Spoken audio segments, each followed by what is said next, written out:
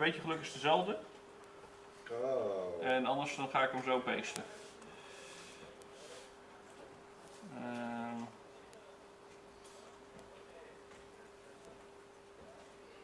Nee. Ja, op dat adres krijg ik nu alles tot en met Prometheus van vanochtend. Oké, dan ga ik eens even de nieuwe pasten. Het is altijd weer een uitdaging waar die staat. Ja. Feest. Loadays livestream, ja. Dan is ze allemaal op de wifi. Kijken. Iedereen vrolijk. Ja, dit is de goeie. Ik zit op mijn eigen 4G nu, want wat moet je anders? Ja. Dat is helemaal niet waar. Oh. De wifi werkt gewoon. Panic. Dat is niet voor lang. Tweet. Hij is getweet. Hij is getweet. En waar is hij dat dan? Met hashtag Loadays. En op mijn tweet, mijn twitters. ManiacNL. Ja, precies. Dan zou het hier vanzelf moeten verschijnen. Hè? Zo doet het. Eventually. Oké, zo goed werkt de wifi dus niet. Je hebt wel links, maar je hebt geen internet. Surprise. Hé, ik zie Pieter. Ik zag Pieter. Ja, die stond daar ergens aan het begin van de stream. Oh ja, ik zal hem weer even muten. Dan hebben we nog iets van privacy.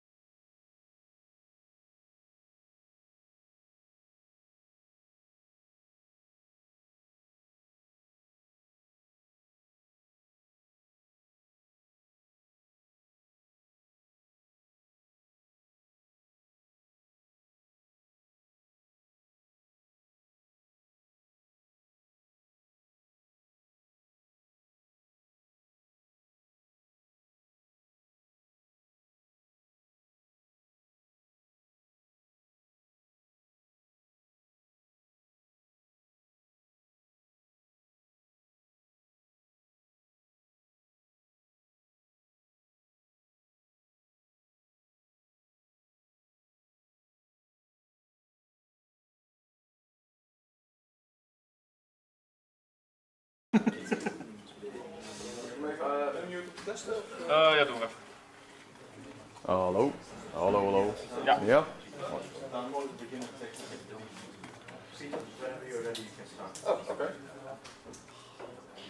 So, welcome everybody to the afternoon session here at Loadays. I'm Peter, and I will be telling you a story about DNS, about extended DNS, and what is going to happen in next February.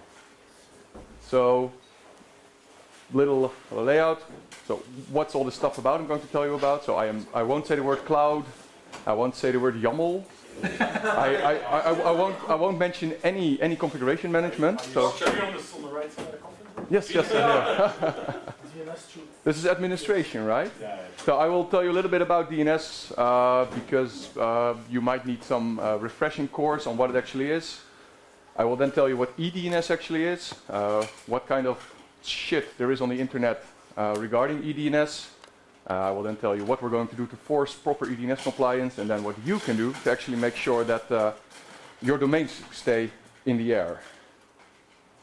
So, who am I? Peter. My official title is Senior Power DNS Engineer, whatever that may be. I trained as a sysadmin. I write C++ and Python for the Power DNS project, and I do all their testing, building, packaging, automation, and other sysadmin stuff that comes with it. And if you ever need the latest version of Power DNS, we have our own repositories for CentOS and Debian and Ubuntu, so there is no reason to ever run an old version. So Power DNS, we're an open source company founded in 1999 during the height of the .com bubble. We've been doing open source since 2002. We've been bought by the Open Exchange company in 2015, and we do all the commercial support, deployment and development of the Power DNS open source product and some Power DNS platform, which is a commercial offering. So what's all this about? The last couple of years, the resolver operators and resolver writers have seen a lot of brokenness on the internet, and DNS is it's a finicky protocol. There are a bunch of new things stacked on top of it, and some have interactions, some don't. And we said this is enough. We are attempting to make the internet work better, so we can actually evolve the protocol, evolve the internet.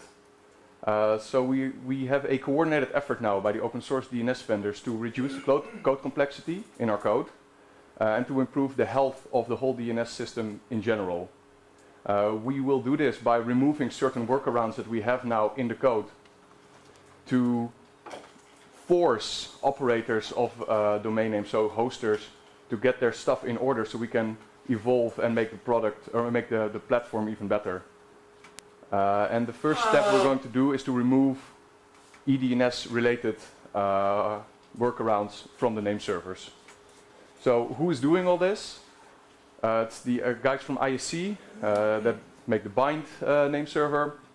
It's CZNIC, the NOT resolver, and the NSD, the NOT name server. It's the NLNetLab guys who make Unbound and the NSD server. And then there's us, we make the Power DNS recursor and the Power DNS authoritative server. Why are we doing this? Like I said, our resolvers have become unwieldy. There are loads and loads of code paths that deal with broken packets that come back in to see, hey, is this really a proper answer? Maybe we should retry it with some other options, or maybe we should try a different packet and see if we actually get an answer from this authoritative server. And there are many incompatible hosting name servers on the internet.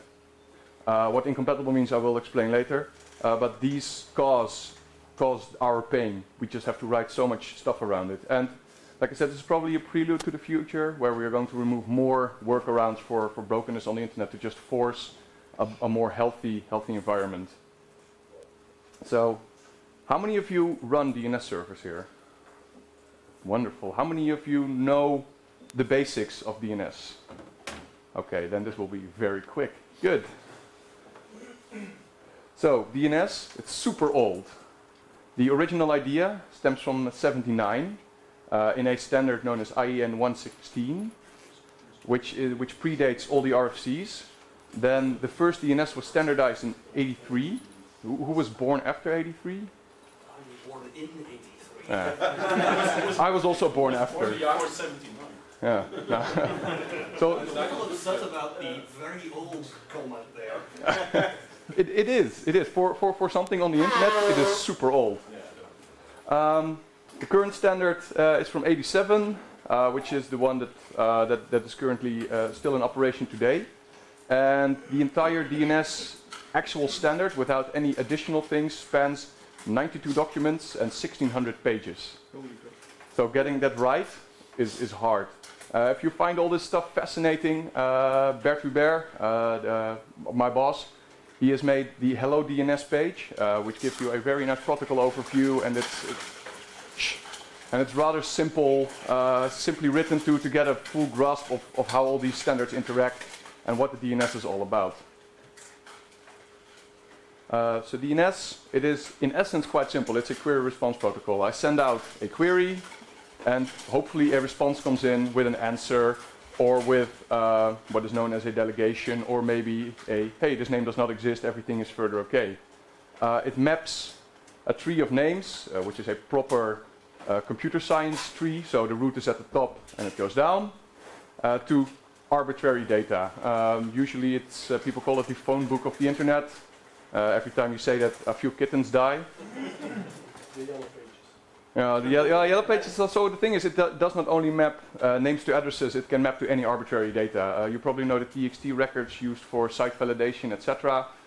It maps, so IPv6 addresses, of course. You have some service discovery things in there. It has keys. Yes, yes. And it has crypto material nowadays as well. Key value store. Yes. Distributed key value store that actually works. Oh, actually works. That's, I have seen things. Better than most of the other ones. Yeah. Can you add So- camel to it? You could, no, I am not going to answer this question. Transport is usually UDP TCP protocol 50, port 53, but other transports exist, like DNS over TLS exists, DNS over HTTP2 is being developed now, and yeah, so people are just trying the weirdest things, and it is potentially the most fundamental protocol that we still have on the internet. Because nothing happens without a DNS, or almost nothing happens, unless you want to remember every IP address ever. So how do messages flow? So this is super simplified. You have a program that needs to have that has a name that wants an address. It will call some libc function to a local stop resolver, which may or may not be a full DNS stack that forwards. It might be even a DNSSEC validating resolver that just forwards. It might even be the resolver itself. It just comes there, and the stop resolver will most of the time contact a recursive resolver, which is somewhere in the network, usually the one in your modem at home, or in the company's stack of things that they have to make your life better, or at your ISP. And this recursive resolver has a cache. If the answer you want is not in the cache, it will go out to the so-called authoritative servers that actually serve the zone data. And hopefully you'll, in the end, get an answer. So when you're looking at DNS, the protocol as packets, the query and the responses use the exact same packet format. Whereas, for instance, with HTTP, it's just a TCP connection where you do some plain text back and forth, and only the first part, the header, is specified, although you can add way more stuff in there. In DNS, it is fixed. There is the header is specified, and there is no way you can do anything about it. Total packet, it's the header. There's a question section which contains the question. There is an answer section which contains, or may contain, the answer. There's an authority section which will have some records saying, okay, these are the names. Let me just.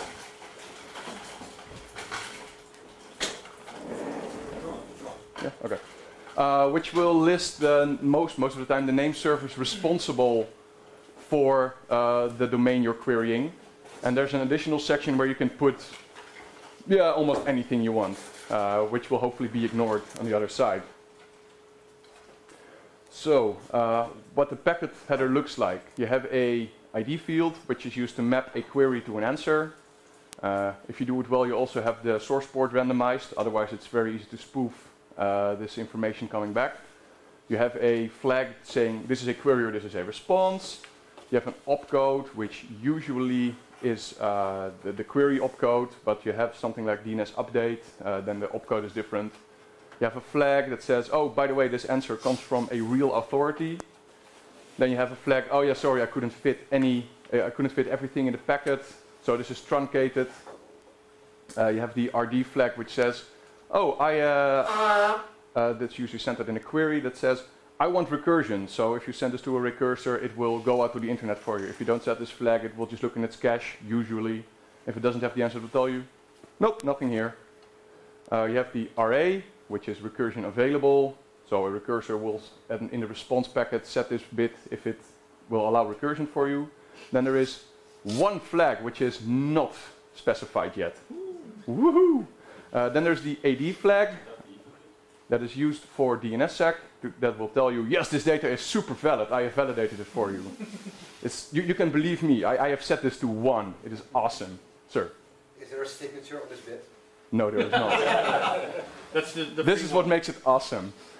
Then there's the CD, the checking disabled flag. That's usually used if you forward to a validating resolver, but also want to validate yourself, that you don't get an answer saying, oh, I couldn't validate, but you actually get the data.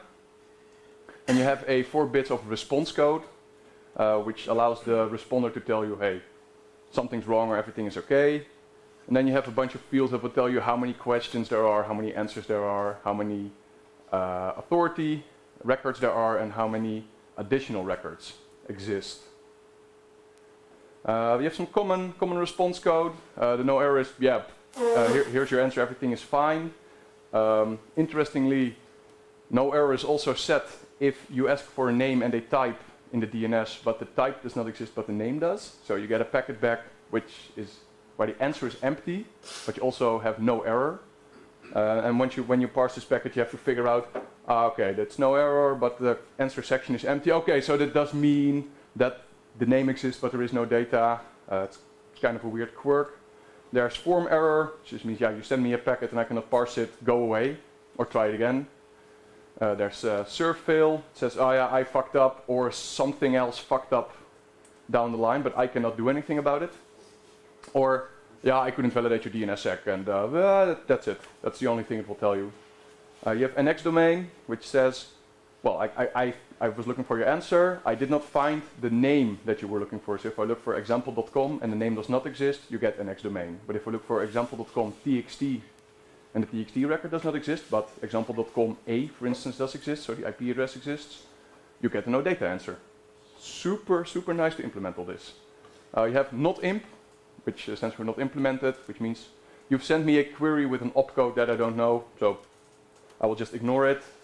And you have refused, which will tell you, I won't do what you tell me because for whatever policy reason, I won't do it. And then there's a bunch of others, so these are usually used in the normal DNS space. And also if you do DNS updates, there are like a bunch of other codes. So from all this, there are a bunch of observations you can make about traditional DNS. There are only 16 possible R codes, of which 11 are already assigned. One flag in the whole header of the packet is not defined. This is the only part of the whole header that has no meaning. The rest, every bit is accounted for in the spec. Another thing in DNS, if you do UDP, the specification says you can have no packets larger than 512 bytes. And that's the whole packet, that is including the header. There is no way for any name server to another name server to signal what kind of capabilities it has or what additional processing it can do. And the packet format is fixed and it is very, very rigid. So, any questions so far? Wonderful. So, then you come to eDNS. Who has ever heard of eDNS? Okay, good. Not as many as know the DNS. So eDNS, it stands for Extension Mechanisms for DNS. The RFC has this nice quote, which basically says, well, it is a way to ensure we can expand on the capabilities of the domain name system, and it is backwards compatible. or so they thought at that time, with the DNS. And it will allow the DNS to gain more features without making name servers that do not support these features broken. So it is, just like DNS, quite old. So the first eDNS, or eDNS 0 specification comes from 1999, which is about the year that PowerDNS was launched. It was updated in 2013, and in this time a bunch of other specifications came. One of the technologies that uses eDNS is, for instance, DNSSEC, and it came somewhere here in the middle. Well, actually, it came a little bit before, but. So, how does it work? In the most simple terms, a requester, so the name server sending out a packet, adds a record to the additional section of the query that states some information which I will go into later. If the responder does not understand this, it must return a form error, like I don't understand this packet. This is old school DNS. This is the specification from 1987 that says, if you don't understand it, just send back a format error. If the responder does understand eDNS, it must put a similar record in the additional section, signaling, hey, I understand eDNS, we can do more advanced things. But as this is DNS, we try to make everything as compact as possible. So what do they do? What does the record look like? The name of the record in the packet is the root domain. So you have 1 byte there. The type is always 16-bit, specified as 41. It's known as optional. The class field, which you usually know as IN, Internet Class, for nearly any DNS deployment. We use that to set a UDP buffer size. So a requester can send out a packet with this additional record in there, telling the responder, hey, by the way, 512 bytes, it's way too little. You can send me 4K bytes. And because this is a 16-bit field, it will allow you to get 64K of data in a response, which is usually dropped by some intermediate device because fragmented packets don't count. Then the TTL field, they split this up just to save on data. You have 8 bits, which is specified as the upper bits in the R code. So we have now a 12-bit R code, of which 8 bits are somewhere on the other side of the packet and not in the header. Then we have 8 bits specifying the eDNS version, which is specified as a 0. And then we have 16 bits left, and these are for flags. Just specify them, doesn't matter. And then there's the actual record data, which is known as eDNS options. So what kind of technologies are using eDNS? So like I said, DNSSEC, it uses the DO flag in the eDNS packet. Interestingly, it is of all the bits that we still have. So there are 16 bits, so 16 more flags that we can use. Only one is specified, and that is the DNSSEC OK bit, which allows you to signal, hey, I want DNSSEC records. Then on the option end, there are like a bunch of eDNS options that almost nobody uses. You have NSID, which is actually a very handy one. It allows you to figure out the name of the name server in a cluster. So you send out a query with the NSID option, and if the other side understands you, it will add its name to the return packet, saying, hi, I am DNS15-2 domain, or some opaque name. You have client subnet, used for CDN networks mostly. It will, a recursor will send it out to the authoritative server, for instance, Cloudflare or Akamai, and will tell you, hey, I am asking you this question, but don't look at my source address to figure out the best place to send me to. I'm actually sending this on behalf of this network. This will allow CDNs to steer traffic to the closest point where the originator of the question actually is. You have DNS cookies, which is a security mechanism for more transaction security. And you have chain queries, which everybody just ignores because it's super weird. So what does it look like? I hope this is readable in the back. Okay, all right. I will put the slides up later so you can have a look. So if I just use dig to send a query for www.powerdns.com, I set the DO bit, so the DNSSEC OK. It will tell me, well, this is the normal DNS header I get in the reply. So the opcode is query, the status is no error, the transaction ID, some number. These are all the flags that I got. So this is a response because it is set. This server has, I wanted recursion in the original query. This server says, oh, I support recursion for you. And it has the AD bit set because this answer is validated, so it must be good. And then it says, well, there's one entry in the query section, 2 answers, no authority. And there's one additional record, which is the opt record. So this one was sent with EDNS version 0. The flag was set to DO, indicating from the responder's end, yes, I can do DNSSEC for you. And the responder says, oh yeah, I can do 4096 bytes of data in a packet. So if I use options, what does that look like? Well, again, I send a query out, this time to one of our public name servers. And I tell it, well, I set the NSID option. I get an opt record back, so I get an EDNS packet back. That says, well, this is the NSID, which is just a binary blob, and dig helpfully makes a string out of this. So if you have a huge cluster and you get weird answers, you can try to, for instance, you have multiple implementations, like you have PowerDNS and not running, and you get different answers, you can actually figure out which one of them gives which answer at that point, even though it is like one Anycast IP with a bunch of stuff behind it. So what are the issues that we see with EDNS on the current internet? We have seen when sending out a packet with EDNS in there, we get a wrong R code. So we get a not implemented R code or a surfill R code. We get a packet back that does not have an opt record in the response, which is also forbidden, but it doesn't send form error. So what you're going to do? Even worse implementations will just copy the whole opt record and just send it back in the response, which has led to different new or with new options, EDNS options, adding a bit in their option saying, yeah, if you respond, you need to flip this bit because otherwise the requester cannot know this was a response, even though we already have a query response flag in the normal header. But there are so many broken implementations, we just change the spec to make sure it works. Whereas the specification is pretty clear.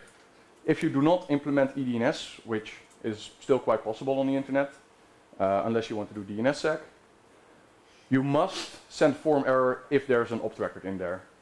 Super easy, but people don't do this. So many of the open source vendors get most of these things right, but many of the things that you get from a commercial vendor or the black boxes you just plug in get this wrong, or people run real custom software, which you should never do. You should never write your own name server ever. What other things have we seen? So really weird broken responses. So we send an EDNS query, we don't get any response. Is the name server dead? Did it not respond because it doesn't understand EDNS? Do we want to try again without EDNS? But what if we try without EDNS and this is a DNSSEC signed domain? We suddenly won't get signatures from the other end, and then we validate it and everything breaks down. We get a response, but the packet is incomplete, and there is no truncation flag set. Should we retry? Is the server on the other end broken? So we just try another server for the same domain? You don't know. We send a non-EDNS query, and the response comes back with EDNS. What am I going to do with this? I didn't ask for this. Maybe I cannot even process EDNS in the response packets. Many of these things that we see happen because of firewalls, smart filters, mailboxes that just say, this doesn't look like real DNS, so I'll just either drop the packet, truncate the packet, or do some other weird stuff with it. Again, the spec says, conform with mailboxes must not limit DNS messages over UDP to 512 bytes. Many of the commercial firewalls still do this, just as blocking TCP port 53 because nobody uses that for DNS. So some other things that we see when handling unknown parameters. We have seen unknown EDNS options being echoed back to us. We have seen if we send out an EDNS query with version 0, everything is fine. But if we don't send it with version 0, we do not get the bad version response back. We just get nothing or garbage or an answer with EDNS version set to 1 as well. But that's because I don't understand, so I just reply with everything I have. And also like weird R codes or just no responses when we send an EDNS option that is not understood. Again, the spec is very clear. For this presentation, I've read it multiple times, and it's one of the more clearer specifications on DNS, I must say. It's also not that long. So, what kind of workarounds exist? Well, I already told a little bit about it. They are relatively easy when you think about them. So we can retry another server in this zone. So you usually have 2 or more servers serving the same zone. We're just going to try the other one and declare this one broken.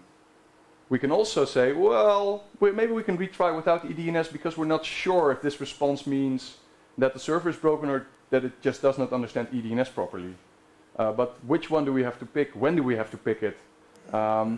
Every choice you make here slows down resolution for the end user. And how can we detect, based on the response, what the actual issue was? It's super hard, and we're not going to take it. It just sucks. So how are we, as open source vendors, going to attempt to force these EDNS compliance? So the why? Well, like I said, DNS is complex. There's a lot of interaction between features. There is already too much complexity. EDNS is 19, or if you count from the latest RFC, 6 years old. And we don't want to deal, when we're adding more and more new features to the DNS servers, to deal with broken servers and have other workarounds for other things. So, together with the guys from CZNIC, ISC, and NLNet Labs, we have decided that starting February 2019, all releases from our recursive products will not contain any of these workarounds anymore on the EDNS level. That means that some name servers or that some domains might go dark, might be slow, as we're not going to retry. But we reach out to you guys who actually run these domains to tell you what you can do to fix this or to check. So what can you do? So first one is super easy. Just run up-to-date software. I know in the CentOS world it might be a little bit hard, but many of the vendors, open source vendors, will help you get this correct. So the Bind people have told us, yeah, all versions of Bind 9 are fine, but really try to run 9.12 and later. The Not people said, well, all versions are fine because they are super specific when they type in their code. NSD, initial release, is also good. So these are all authoritative servers. PowerDNS, 4.0 and up. Also, everything below 4 is not supported anymore. So if you run old stuff, then please upgrade. We have packages. Unbound and DNS mask? So that is on the resolver side. So the Unbound will remove the workarounds, and DNS mask is more of a forwarder. We will attempt to either push patches or request that these workarounds are removed, but I don't think DNS mask has this much EDNS info in there. And if I ask you for systemd, you're going to kill me? Systemd is also just a forwarder, so it shouldn't do this much as well. But knowing systemd, it could mean anything, of course. Yeah, is this necessary to be able to support the non-workaround version? That you need to run those fairly recent versions? So most older versions of Bind will work. Older versions of Not will just keep working. But it's important to check, and if not, attempt to upgrade. Okay. That is the best advice I can give you. The thing is, I just checked the most recent version in stable that releases 9.10, which is a bit Which will probably work because the ISC 2019. So when the February 19. yeah, Might be earlier. yeah, a little, yeah. But before this code is deployed on the internet, you know, it has to get into Debian stable, Ubuntu, CentOS. It will take a while. Only the people running hardcore, top of the line name servers will be impacted first. Do you have an estimate how many percent of the DNS service is actually open source DNS service? On the internet? Yes. Is it like the majority? I think it is the majority, but many of the CDNs run their own versions of things. This is also a great opportunity for people to finally say it's a fucking DNS problem. Yes. Also. Looking at who? It is also, by the way, it is always a DNS problem unless it's not, but you know, it always is. So check all your middle boxes and Peter. In terms of what you asked, what percentage is open source? The name servers of the internet are either open source or homegrown. And then there's like a 0.1% closed source software that somebody bought. So there's no Microsoft DNS that are seriously running any of them? No, not for big zones. Sorry? I think the root's all NSD and bind, or is that changed? Root is NSD bind and some not, I think, as well. Yeah, for CZ. However, to come back to the point you just made earlier, while I agree that that is true for what we consider to be public internet, I don't think it's that true for intranets and LANs that are not publicly available but do exist in large corporations. Yes, I think that there a large chunk of the name service run either Infoblox or the Microsoft names. Well, Infoblox is bind, sure. Yeah. But this is all, so that is usually internal stuff, and your resolver will probably deal with this properly. Depends if I go to that client and I have my own resolver running on my laptop and its resolve enterprise domains could be broken. Yeah, it could. But so, like I said, I'm going to tell you how you can test all this and hopefully remedy it before that happens. So, yeah. Are you planning to keep a flag to say, okay, no. my infrastructure sucks, I want to keep the old workaround? No. Okay. None of us want to put this behind a flag, because then people will still have crappy shit on the internet, and that should just go away. So check all your middle boxes and firewalls. If you have a firewall appliance somewhere running deep in your network, or some DPI thing that mangles the packets, have a look at them as well. If you have weird results on the tests, it might be that it's interfering. And then, of course, test your domains. So the nice people of ISC have a website where you can just do this. You can also download the software, do a more complete test. But this one just works. It's ednescomp.isc.org/ednescomp.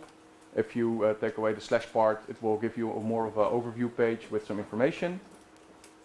And statistics. And statistics. Yes. And you shouldn't look at it because it's you get scared and it's sad. So what does it look like? So of course I tested Loadays.org. Totally fine. Supports eDNS. All the you even do it well if we send eDNS version 1 and with options, without options, everything. Just well done. Do you know what it runs? No, because Vincent set it up. Ah, okay. I recognize the NS servers. Okay. Probably something modern though. So if you look at google.com, it's all yellow. Fortunately for Google, these are not the things that will break, but it might break in the future if we extend eDNS with other things, and we'll just enable these options by default. So coming February, Google won't have a problem, but maybe a few years later they might if they keep it up like this. And then there's like the severely broken stuff. So it's not super readable. I will, like I said, I will throw in the slides online.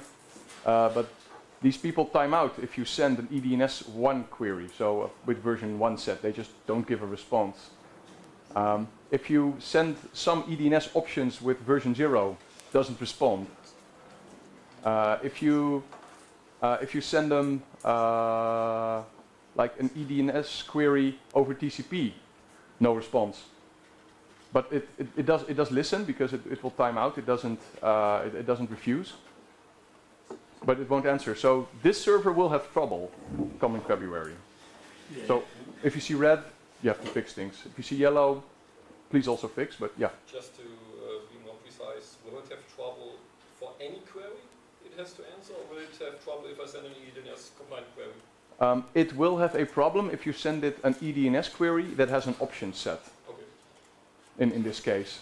The EDNS comp website will also give you information about what each check does, what it is, and what the dig command line for it But is. this also means that if people keep running like old software on the clients and on the resolvers like forever, they won't see the problem. Correct. But it does save us a lot of mental work to not have these workarounds. On your mental work, the entire internet needs to change. Oh yeah. Yes, and this is how we're going to force the internet to change. Well, and like I said, many of the name servers on the internet are already pretty okay. Just have some weirdness. But in the future, we might remove more workarounds. Like there is RFC 8020, which says if I get an NX domain, I know that there is nothing underneath in this whole tree. And there are name servers, for instance, CDNs, that will happily tell you, oh yeah, this is NX domain, when I mean, no, actually this node in the tree does not exist, but there's data underneath. And when those workarounds will be removed, then we will suddenly lose big parts of the internet. And it might be possible that we're going to do this within a few years. But is DNS support already common in resolvers? Sorry? Is DNS support really already common in EDNS? Yes. On Yes. resolver side? Yes. Okay. Any resolver that pretends so to... right, it could break the internet, okay. Yeah. No, so any resolver that pretends to do DNSSEC must do EDNS, otherwise it cannot do this. So I'm running a little bit fast, but I can answer all your weird DNS questions if you want, or I can have Peter answer them. So in conclusion, the EDNS, it is enabling technology. You can do a lot of fun things with it, especially now that you can just create new options and just do weird stuff on the internet with it if you want. Some name servers just do the wrong thing. We got tired of workarounds, and we will just start removing them coming February. So please test your domains, keep your name servers up to date, and if you have any questions, then please ask. And thank you for coming here, and thank you for Loadays for having me.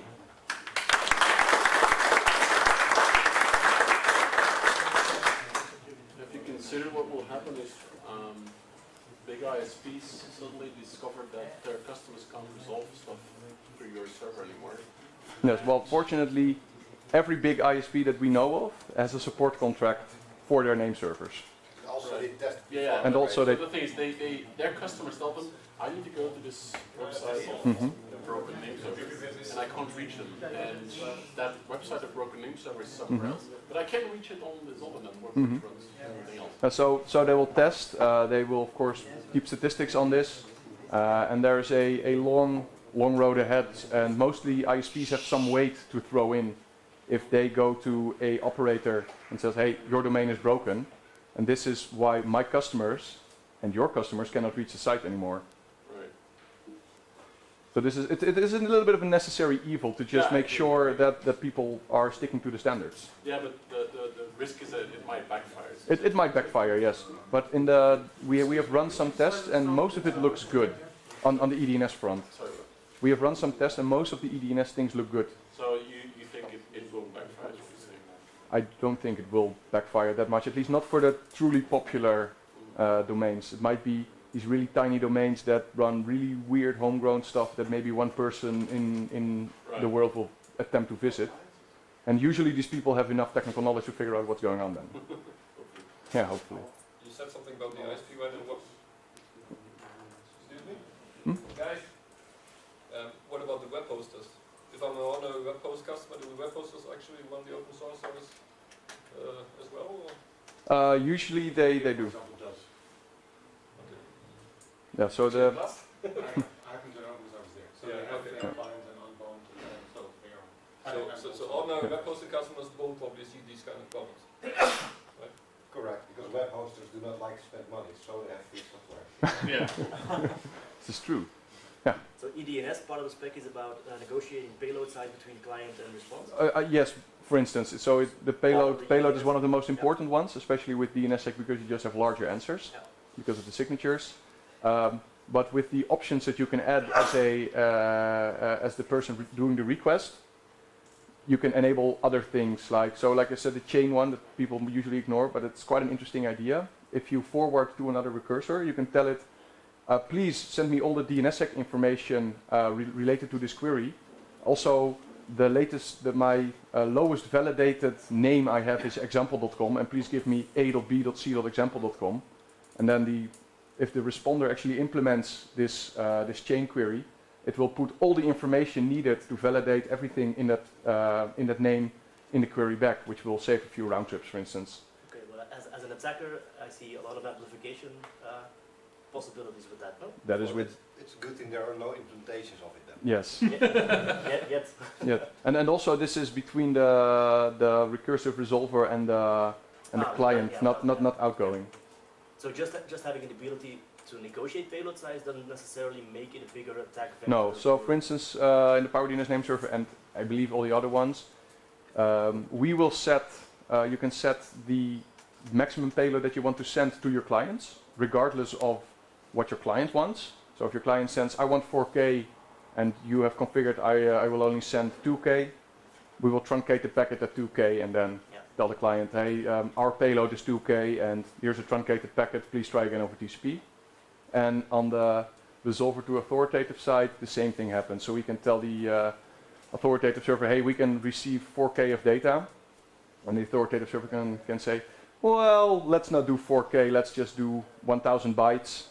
And you will retry if I send you the truncated packet. If it is a reflection attack, I will only send 1000 bytes of data instead of the whatever you requested. Okay. So yeah, these things are well known that they can happen. Anybody else? Is there anything else than DNSSEC that actually takes advantage of new larger payloads? Large TXT records can, for instance, fit in there. But DNSSEC is the prime use case for eDNS at the moment. And I'm pretty sure people will come up with interesting ideas to fill either the payload or do weird. For DNSSEC, this was just one of the hindering things that stands in the way of large adoption? No, eDNS is not the hindering part of DNSSEC adoption. Lack of eDNS was. Yes, Yeah, but now it isn't anymore. Now it's the unwillingness and the scariness of crypto. Yeah, okay. All right. Thank you.